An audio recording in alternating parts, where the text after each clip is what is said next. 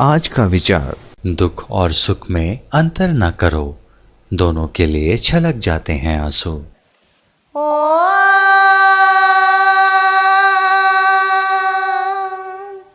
मृत्योः पदं योपयन्तो यदैता द्राघेय आयुः प्रतरं दधानः आप्यायमानः प्रजया धनेन शुद्धा पूता भवत यज्ञासः। ओम शांति शांति शांति।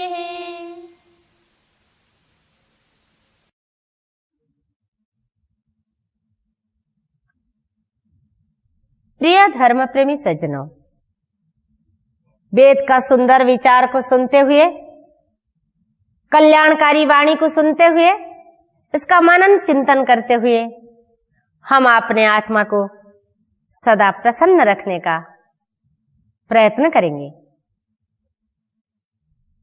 इस संसार में प्रत्येक प्राणी 3 प्रकार के दुख से दुखी है और वह 3 प्रकार के दुख से हमेशा पीड़ित है और इससे छूटना भी चाहता है।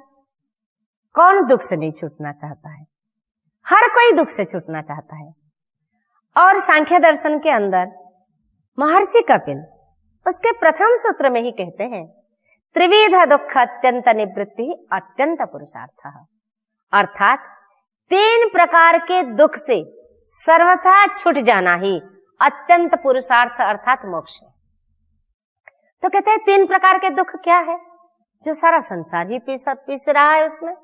तो 3 प्रकार के दुख है, आध्यात्मिक दुख, आधिदैविक दुख, आधि भौतिक दुख।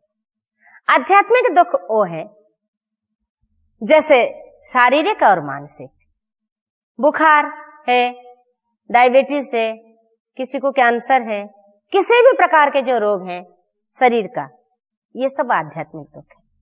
साथ में मानसिक दुख भी, मन से कष्ट है, पीड़ित है व्यक्ति, मन में शांति नहीं है, ये भी आध्यात्मिक दुख है। और आधि भौतिक दुख वो है जो दूसरे भूत अर्थात प्राणी, किसी दूसरे प्राणी के द्वारा पहुंचाया गया जो दुख होता है उसको आधि भौतिक दुख कहते हैं। जैसे बिच्छू ने काटा, सांप ने डसा, डाकू ने मार दिया, तो किसी प्राणी के द्वारा जो पहुंचाया गया दुख है इसको आधि भौतिक दुख कहते हैं। और आधि दैविक दुख कौन है? भूचाल आया, तूफान आया, बिजली गिरी, यह सब आधि दैविक दुख है। तो ये 3 प्रकार के दुख लगा ही रहता है और व्यक्ति इससे परेशान है, दुखी है और इस दुख से छूटना भी चाहता है, निवृत्त होना चाहता है। और दुख तो शरीर है तो ये सब दुख तो लगा ही रहेगा। लेकिन हाँ, अगर हम सन्मार्ग पर चल सकते हैं, हमारा कर्म सत्कर्म हो, हमारे अंदर दिव्य ज्ञान हो, तो हम दुख से छूट सकते हैं। हमारा संबंध फिर ईश्वर से जुड़ जाएगा। एक व्यक्ति मान लो ठंड से परेशान है तो क्या करता है? वो आग ढूंढता है, क्योंकि ठंड लगती है तो आग के पास बैठना है, ठंड लगती है तो धूप में बैठना चाहता है क्योंकि उससे उसको गर्माहट मिलेगी। तो ठीक है, इसी प्रकार से जिसको जो चीज चाहिए वो व्यक्ति उसका सहारा लेता है। किसी को गर्मी लगती है तो ठंड शीतलता के ओर चलता है। तो ठीक इसी प्रकार अगर हम चाहते हैं दुख की निवृत्ति हो जाए और हमें सुख और आनंद मिले, तो जो सुखों का भंडार है, जो आनंद का भंडार है, उससे हमें जुड़ना पड़ेगा, उससे संबंध रखना पड़ेगा, तब जाकर हमें वो आनंद मिलेगा और ये दुख की निवृत्ति हो भी जाएगी। इसलिए हमें सद्ज्ञान अर्थात शुद्ध ज्ञान, शुद्ध कर्म और शुद्ध उपासना अथवा भक्ति, इसको जीवन में अपनाना पड़ेगा। ऋग्वेद के जो मंत्र आप सुन रहे थे, इसकी देवता मृत्यु है। मृत्यु का अर्थ आपको बताया गया था, जहां एक और विनाश है तो एक और दुख भी है। मृत्यु नष्ट कर देने वाला है। मृत्यु का कई अर्थ होता है, आप आगे भी व्याख्या सुनेंगे। लोग आचार्य और गुरु को भी मृत्यु कहे। क्यों कहे? क्योंकि वो शिष्यों के जो कुसंस्कार है उसको मिटा देता है, उसको दूर कर देता है। तो मृत्यु का अर्थ दूसरे और अगर हम समझने का प्रयत्न करें तो आपने जैसे सुना है इस मंत्र में, मृत्यु पदम जो पयंत जदेता, जब मृत्यु के पैर को ढकेलते हुए चलोगे, अर्थात पाप का नाम भी मृत्यु है, अधर्म का नाम भी मृत्यु है, अज्ञान का नाम भी मृत्यु है और अन्याय का नाम भी मृत्यु है। और इन सब को ढकेलते हुए हमें चलना पड़ेगा, क्योंकि हम सन्मार्ग का पथिक तो तभी बन सकते हैं। ये सब गलत काम करके हम सन्मार्ग के पथिक नहीं बन सकते। इसलिए तो कहा गया है, अगर हम कुछ श्रेष्ठ गुण कर्म स्वभाव को प्राप्त करना चाहते हैं, पहले अपने अंदर दुर्व्यसन दुर्गुण कुकर्म उसको छोड़ना पड़ेगा। तभी कहा गया है, दुरितानि पराशव यद भद्रम तन नाशव। हे प्रभु, हमारे से अंदर जो दुरित है उसे दूर कर दीजिए और जो कल्याणकारी पदार्थ गुण कर्म पदार्थ है वो हमें प्राप्त करवाइए। तो बहुत ही सुंदर ढंग से इस मंत्र में हमें अच्छे कर्म करने के लिए प्रेरणा दी गई है। और ये कर्म भी मन से, वाणी से और शरीर से होता है। सर्वप्रथम व्यक्ति अगर गिरता है कुकर्म करने के लिए तो मन से गिरता है। पहले गलत विचार उसके मन में आते हैं, फिर वो वाणी से बोलता है, फिर वो अपने हाथ से करता है। इसलिए मन को कंट्रोल में रखने के लिए, मन को वश में रखने के लिए हमें ऋषि लोग उपदेश करते हैं, क्योंकि मन एवं मनुष्याणाम कारणम बंध मुख्य। मन ही मनुष्य का बंधन का भी कारण है और मोक्ष का भी कारण है। जिसने मन को नियंत्रण में नहीं रखा वो संसार में कुछ नहीं कर पाएगा, वो तो कुकर्म कर ही लेगा, क्योंकि नियंत्रण जो है मन करता है। अच्छा, ये मन अपने आप चलता है या इसको कोई चलाता है? जब ये प्रश्न उठता है तो ध्यान रखना चाहिए, मन एक जड़ पदार्थ है, ये प्रकृति से बना है। सत्व रज तम से बनी हुई ये प्रकृति है, ये जड़ है। इस जड़ प्रकृति से ये शरीर भी हमारा बना हुआ है। जब शरीर बना तो ये मन भी बना हुआ है, क्योंकि मन शरीर के ही अंतर्गत है। आत्मा इससे भिन्न है, आत्मा चेतन है और ये जीवात्मा हम और आप ये मन को चलाने वाले हैं। आप जरा सोचिए, एक व्यक्ति गलत काम करता है, एक व्यक्ति शराब पीता है, तो एक व्यक्ति दुष्ट कर्म करता है, तो क्योंकि वो अपना मन को वश में नहीं रखा। जैसे एक गाड़ी को ड्राइवर चलाता है, गाड़ी अपने आप नहीं चल सकती, ठीक इसी प्रकार से हम स्वयं अपने मन को चलाते हैं, चाहे कुकर्म की ओर चला लो चाहे सुकर्म की ओर चला लो। तो कहने का तात्पर्य, एक व्यक्ति शराब पीता है, जब उसे कहता है कि शराब पीना बहुत गलत बात है, तुम्हारा शरीर का नाश हो रहा है, तुम्हारी बुद्धि भ्रष्ट हो रही है, मत पियो। तो एक व्यक्ति कहता है कि जी मुझे ये बात पता तो है, मगर क्या करूं, मेरा मन ही नहीं मानता। मन कैसा नहीं मानेगा? जब तुम मन को अपने कंट्रोल में रखोगे, अपने बस में रखोगे, तो निश्चित रूप में मानेगा। संसार में बहुत गलत चीज है, लेकिन व्यक्ति नहीं करते। क्यों नहीं करते? वो अपने मन को बस में रखे, नियंत्रण में रखे, इसलिए नहीं करते। तो इसलिए हमें सुकर्म करने के लिए सबसे पहले अपनी क्या कहता है कि ना मन, वाणी और कर्म, तो अपने मन के ऊपर नियंत्रण करना पड़ेगा। और फिर वाणी से हम भी बहुत गलत कर्म कर लेते हैं। यही वाणी एक ऐसी चीज है जो संसार को मित्र बना देती है, और ये वाणी के कारण अच्छे से अच्छे मित्र भी दुश्मन बन जाते हैं, शत्रु बन जाते हैं। इसलिए वाणी का बड़ा महत्व है।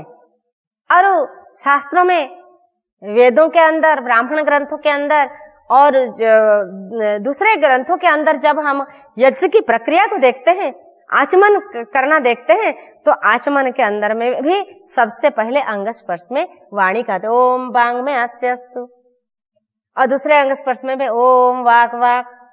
तो प्रथम वाणी, क्योंकि ये वाणी से हम अधिक काम लेते हैं संसार में, और इसको भी हमें ठीक रखना चाहिए। फिर तीसरे में आता है जाकर शरीर। व्यक्ति मन में गलत पहले सोचता है, फिर वाणी में बोलता है, फिर उसके बाद जाकर वो करता है। पहला स्थान मन का। इसलिए हमें क्या कहा गया है कि हमें बड़े अच्छे ढंग से कहा है, मृत्योः पदम जो पयंतो जदेत। हम इन तमाम चीजों को विचार करते हुए अधर्म, अज्ञान, अविद्या, अन्याय, इन सबको धकेलते हुए चलने के लिए प्रयत्न करेंगे। तो कहते हैं मन के अंदर भी 3 दोष हैं और 3 गुण हैं, वाणी के अंदर 4 दोष हैं और 4 गुण हैं, और शरीर में भी 3 दोष हैं और 3 गुण हैं। इस प्रकार से कर्म जो है, शुभ और अशुभ कर्म कितने हुए? मन, वाणी और शरीर से ना 20 हुए। 20 प्रकार, 10 प्रकार के शुभ कर्म और 10 प्रकार के अशुभ कर्म। और ये शुभ कर्म को हमें समझना चाहिए। कैसे समझेंगे? कहते मन का जो है 3 शुभ कर्म क्या क्या है? मन के शुभ कर्म हुए दया, अस्पृहता और आस्तिकता। ये मन का शुभ कर्म है। व्यक्ति दया मन से करता है, व्यक्ति अस्पृहा, अनिच्छा, किसी भी चीज में अपने मन को फंसाना नहीं, आसक्त ना करना, ये मन से करता है, ये शुभ कर्म है मन का। और आस्तिकता अर्थात व्यक्ति मन से ही आस्तिक बनता है। ऐसा कोई कह दिया कि मैं बड़ा आस्तिक हूं, ऐसे कोई आस्तिक नहीं बन जाता। जब तक अपने मन से आस्तिक नहीं बनेगा तब तो आस्तिक नहीं। आस्तिक का अर्थ आत्मा, परमात्मा, पूर्व जन्म, कर्म फल, इसमें विश्वास रखने वाला आस्तिकता का लक्षण है, वो आस्तिक कहलाता है। और मन का 3 जो अशुभ कर्म है, ये भी समझना चाहिए क्या क्या है। मन का अशुभ कर्म है द्रोह, स्पृहा, नास्तिकता। व्यक्ति विद्रोह करता है, द्रोह करता है तो मन से करता है, और उसके अंदर स्पृहा होती है, वो फंसता है, वो इच्छा रखता है किसी के अंदर, तो वो मन से करता है। और जो नास्तिक बनता है तो वो मन से ही बनता है, सबसे पहले वो मन में ही बनता है। इसलिए 3 प्रकार का शुभ कर्म और 3 प्रकार का अशुभ कर्म ये मन का। इसी प्रकार से वाणी का भी ध्यान रखना, याद रखना, क्योंकि जीवन में आचरण में लाने के लिए उपदेश दिया गया है, ऋषियों ने ये बताया है, और अच्छे काम करने के लिए हमें वेदों में भी कहा गया है।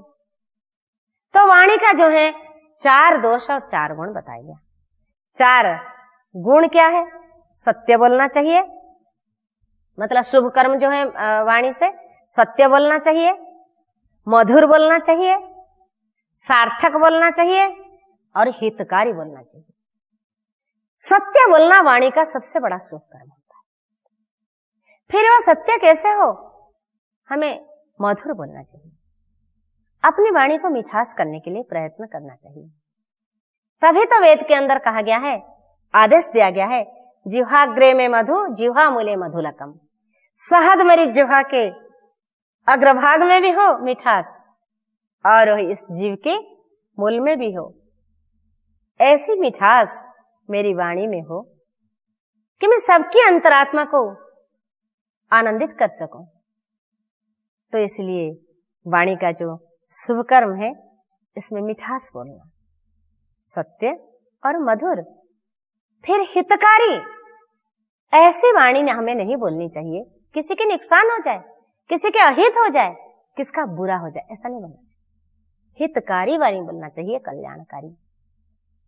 और क्या कहता है अंत में कि सार्थक बोलना चाहिए, जितनी जरूरत है उतना ही।